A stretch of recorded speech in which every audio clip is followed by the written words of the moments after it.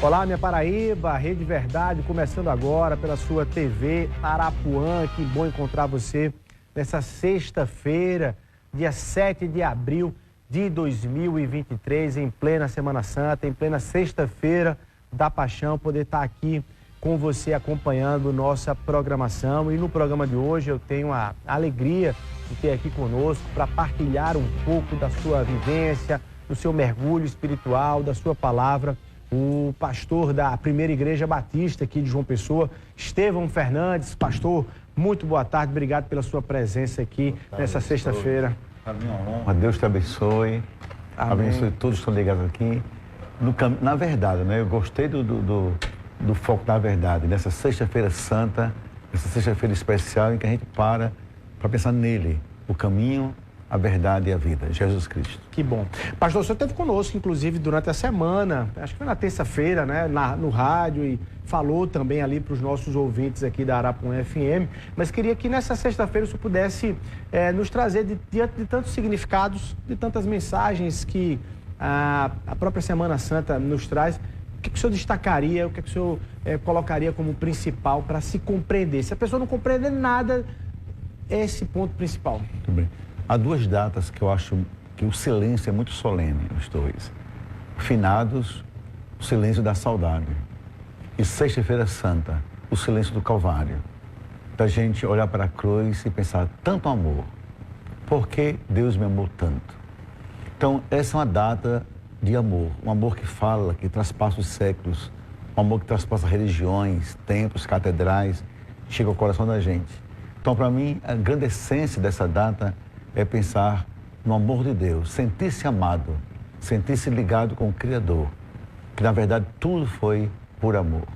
É um dia de luto hoje, ou é um dia de reflexão? Não seria luto propriamente dito, mas é um dia de silêncio, né? E de, enfim, mergulho interior, mais compreensão. Mas é para ser tratado como um luto? Não, de forma nenhuma. Veja bem, luto significa eu enterrei alguém que não vou ver mais. Vou só viver de lembranças. Na Sexta-feira Santa, ele foi sepultado, mas havia uma promessa por ele mesmo. Vou ressuscitar. A gente hoje já sonha com domingo. Hoje a gente caminha para domingo. E a gente apenas vive um momento em que ele morreu, mas vai ressuscitar. Na verdade, ele vive. O Cordeiro vive. Então não é luto. É silêncio de esperança. Como você disse, silêncio de reflexão. Mas é um canto que começa a entoar na alma da gente. Ainda bem que ele vive. Eu fui algumas vezes, eu tive a honra de ir a Israel. Eu acho que já umas 8 vezes. E quando você chega no túmulo de Jesus, há uma coisa muito eloquente. Uma frase da apóstola, não está aqui, já ressuscitou. Isso é um marco do cristianismo, do Cristo vivo, do Deus que ama e o amor não morre jamais. A gente tem, naturalmente, como ser humano, a gente tem um medo do sofrimento, né? A gente tem, na verdade, uma vontade de... Uma aversão. Uma aversão ao sofrimento. Olha, quando fala assim, olha, não, porque estamos na vida, podemos sofrer. A gente pode até dizer isso, mas ninguém quer. Naturalmente, há uma fuga. E Jesus, ele foi, né, assim, se jogou literalmente de braços abertos no sofrimento supremo. É possível, esse é um dos grandes desafios do cristão, pastor, entender que o sofrimento realmente é um caminho de glória. Isso fica bonito falado, mas é difícil quando acontece com uma pessoa. O sofrimento é uma coisa estranha à natureza humana. O ser humano, por natureza, quer ser feliz, quer sorrir. Nossa alma tem que sorrir. Então, na verdade, Jesus tomou para si a nossa dor. Isaías diz que ele tomou sobre si as nossas dores, nossas transgressões. Então ele sofreu por a gente, por amor a gente. Agora, o que a gente precisa aprender é que a vida não pode ser uma fantasia.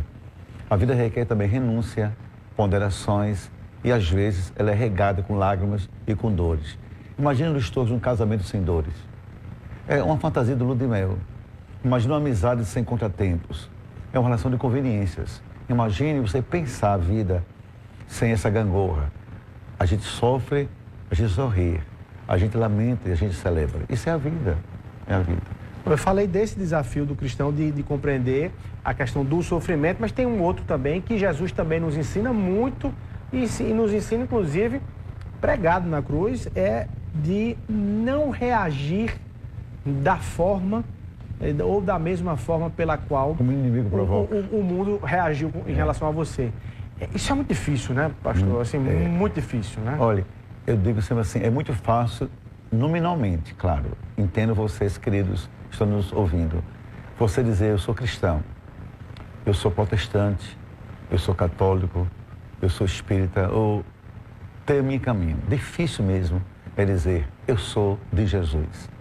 É você perdoar quem lhe ofende, você dar de comer a quem lhe tira o pão, você abraçar quem lhe feriu. E eu digo sempre assim, durante 18 anos eu tive consultório de psicoterapia.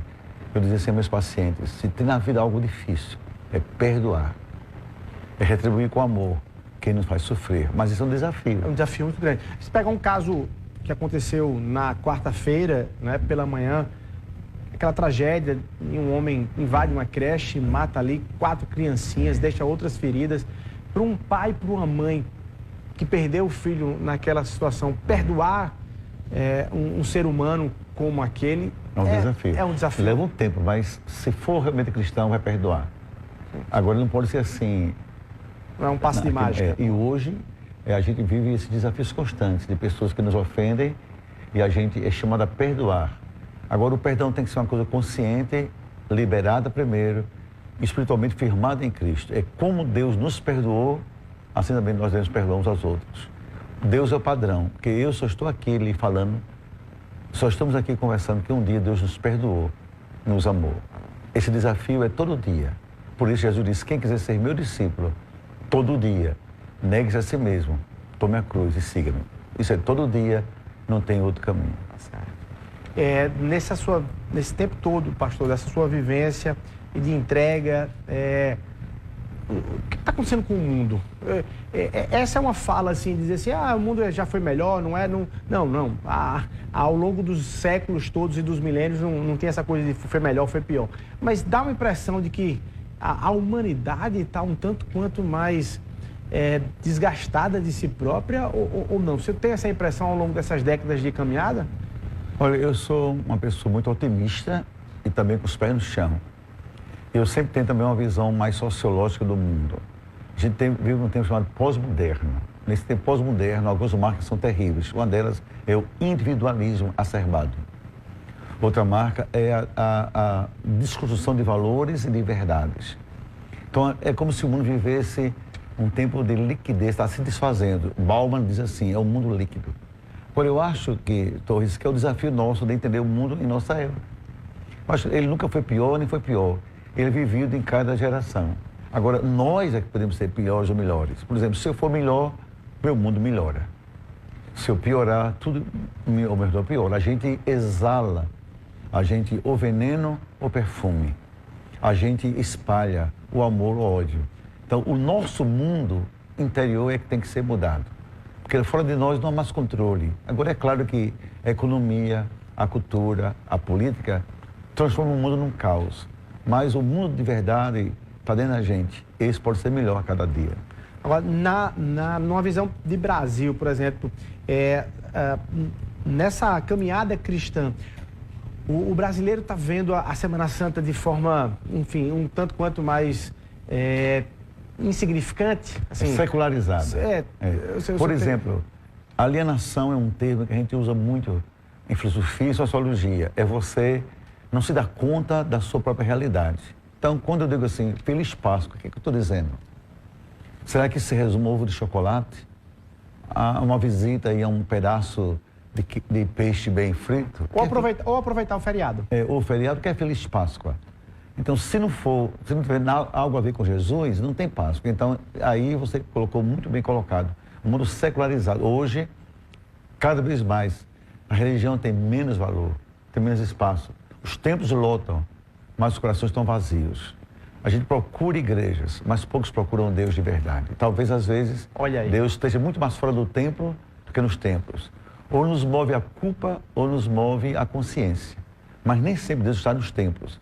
Se Ele estiver no meu coração e no seu, eu seria um pastor derrotado, eu seria um pastor só de figura, um profissional da religião.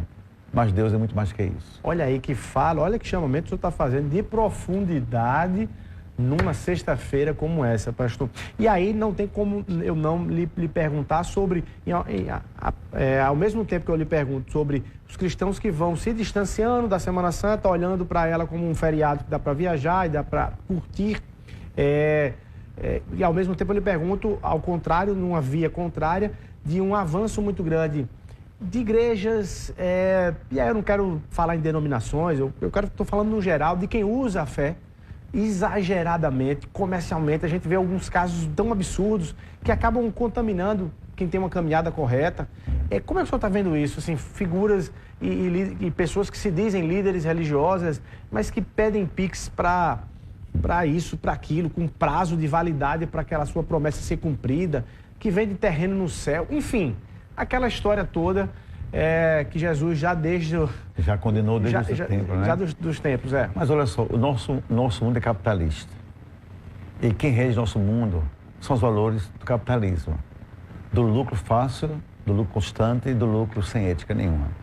Quando um líder religioso, seja ele quem for, não vou nem citar nomes de títulos, para não ofender ninguém sem necessidade, usa a sua influência, expor a fé dos outros, vende Deus, vende produto religioso, vende o céu. Ele é tão crápula quanto um corrupto qualquer. E com mais um agravante, que ele se aproveita da fé dos inocentes. É como um adulto que explora uma criança inocente. Então a fé, quem vai para a igreja, quem procura Deus, vai com o coração ou devoto, ou partido, ou carente. Então não há nenhuma relação. É claro que as igrejas, sejam católicas ou evangélicas, do sustento, das ofertas, do dinheiro, isso é normal, o mundo depende disso. Quem vai pagar energia, quem vai pagar contas. Agora, isso não me dá o direito de explorar. João Pessoa, eu sou pastor há 44 anos. 44 anos. É uma história. E eu desafio alguém a dizer, o pastor me explorou, vendeu promessa e negociou, parcelou minhas bênçãos. Eu não faço isso. Não vendo nada. Apenas prego o evangelho e digo, Deus é graça. E também é de graça para quem crê. Olha só, outra mensagem muito forte aí, pastor. Política, sobretudo a mais recente. Também não vou ficar citando nomes, mas está nítido e claro que nesse período, sobretudo, a religião também foi muito utilizada para se, enfim, colocar em caixinhas direcionamentos. Olha, tem que ser por aqui, porque se não for por aqui não está errado, enfim. A igreja e a religião precisa se recuperar aqui no Brasil dessa influência da política? Tudo que houve recentemente, sobretudo nessa polarização última para a presidência da República, nos deu muitas lições. A primeira é de que é perigoso você espiritualizar o palanque ou você politizar o púlpito. Esse jogo é perigoso. O palanque faz parte de um jogo político, tem a ver com interesses, com projetos, tem a ver com plano político. Não pode ser espiritualizado, nem Deus, nem demônio, apenas é um palanque. Agora, um púlpito tem que ser sagrado, você não pode politizar o púlpito. E, infelizmente, muitos púlpitos viraram palanques. E aí veio a decepção, veio a tristeza, mas, sobretudo, o pior, a manipulação, a ideologização da fé. E, olha, passa o governo, sem nenhum, vou citar nomes sem nenhum problema, sem ferir eticamente. Passa Lula, passa Bolsonaro, passaram os outros presidentes, passou Dilma, passou Temer, passou os militares da ditadura, tudo passou. Mas a igreja continua, a fé continua e Deus não vai passar não. Então, a função do líder religioso é de conscientizar, mas também de preservar-se, de não vender a sua dignidade, não politizar a sua chamada, porque no mais tudo é passageiro, menos a esperança e a fé de um Deus que pode tudo. O senhor viu isso nos espaços em que o senhor está, na igreja, de algumas obrigatoriedades? Olha, se não ficar com fulano, você não tem direito. Claro, houve perseguição mesmo. Eu posso dizer de forma muito clara, tinha gente que disse assim, se dissesse que votava em cicrano, estava ok. Se não gosta de Jesus, não tem problema nenhum, pode vir para a minha igreja. tá pensando em que gosta de Jesus, pode vir para a minha igreja, mas não pode deixar de votar em fulano. Isso houve mesmo. Isso houve. Não, eu vivi isso de perto. O que a pessoa dizia para os seus? Olha, eu primeiro sempre me preservei de ter, assim, uma bandeira ideológica específica. Isso foi muito difícil, né, pastor? Porque eu via que alguns, eu falo mais da igreja católica, os padres eram meio cobrados, a dizer se é A ou B. Eu também fui cobrado. E como é que o senhor conseguiu? Porque a minha história foi sempre assim. Eu estou em João Pessoa há tanto tempo. Eu me lembro que eu assisti a posse de Wilson Braga e desatei o cordão que inaugurou Mangabeira. Abracei Buriti. Visitei, quando estava enfermo, nosso querido Ronaldo Cunha Lima. Beijei a cabeça de tantos governadores. E soube preservar o pastor do agente político. Eu nunca me tornei de nenhum político uma espécie de ou guardião ou cabo eleitoral. Agora, fui muito assediado. Eu sempre achei que o pastor não pode entrar na consciência alheia e que a igreja tem que respeitar a diferença, pluralidade. Você pode crer em Deus, optar por Deus, servir a Deus, independente da sua posição política. O perigo é quando você espiritualiza isso e diaboliza o outro. Quando você entra nesse jogo, nesse maniqueísmo, ou você passa por ridículo ou sofre grandes decepções e frustrações na vida. O senhor disse uma coisa, a gente vai rapidinho para o intervalo, mas o senhor disse uma coisa aí, o perigo é quando você diaboliza o outro demais, você tem mais ódio no seu coração do que amor. Ali tem um entrave. Já não é mais um líder religioso, já é um agente político travestido de paletó batina, mas por trás está um agente político perverso até. Por favor, escutem isso. Pastor, rapidinho para o intervalo começar, um minutinho só. Eu quero saber, hoje na sexta-feira, se tem aí alguma programação dentro lá da Igreja Batista, inclusive para o senhor falar aqui. Rapidinho, um minutinho, a gente volta conversando com o pastor Estevão Fernandes.